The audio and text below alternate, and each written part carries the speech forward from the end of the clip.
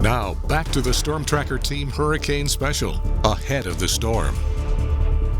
As we prepare for another hurricane season, this year marks the 20th anniversary of one of history's deadliest and destructive storms, Hurricane Katrina. Katrina made landfall in Louisiana August 29, 2005 as a Category 3 hurricane, sustained winds of about 125 miles per hour. It smashed Mississippi also. Katrina causing widespread flooding and devastation in New Orleans after the failures of levees. Hurricane Katrina resulted in over 1,300 deaths in Louisiana alone. The hurricane and its aftermath caused billions of dollars in damages, making it one of the costliest natural disasters in U.S. history. Do you remember this man?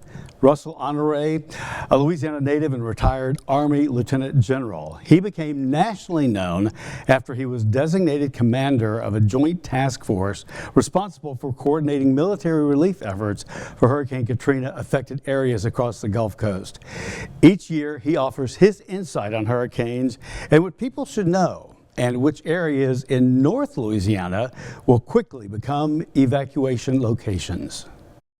You get thunderstorms, you get tornadoes, you get flooding, and if the storm's really bad, you get a lot of people come to town because you're one of the destination cities for a lot of the people in South Louisiana to go to and try to get reprieve if the storm comes in a certain direction.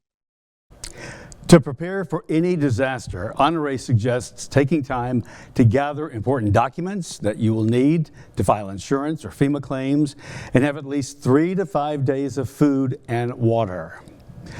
Among the devastation due to a hurricane is the coastal erosion left behind.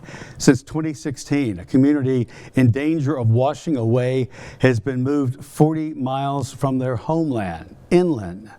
It's in Terrebonne Parish, and here is one man's story about that. My name is Chris Brunet.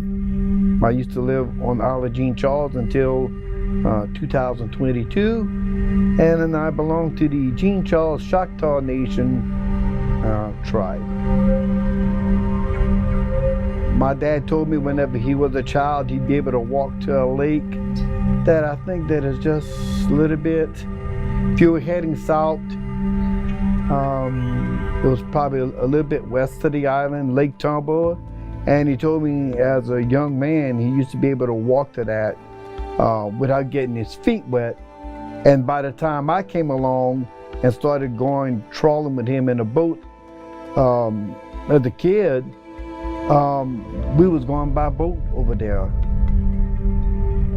20-something years ago, the Corps of Engineers in the Terrebonne Levee District, had said that it was going to cost $190 million to include us in the hurricane protection system, which is a Category 5 now. Whenever that first came out, their first goal was a Category 3, but it was always a 5,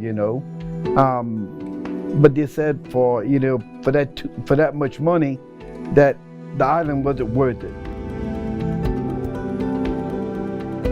For us as a community, having to make the decision to live somewhere else, that's impacted by the environment. 40 miles inland from where I was originally raised. So yeah, that water is very much a part of our lives. While everything about me, the way I think and all of this here, all comes from Isle of Jean Charles. This is just another place that I relocated to.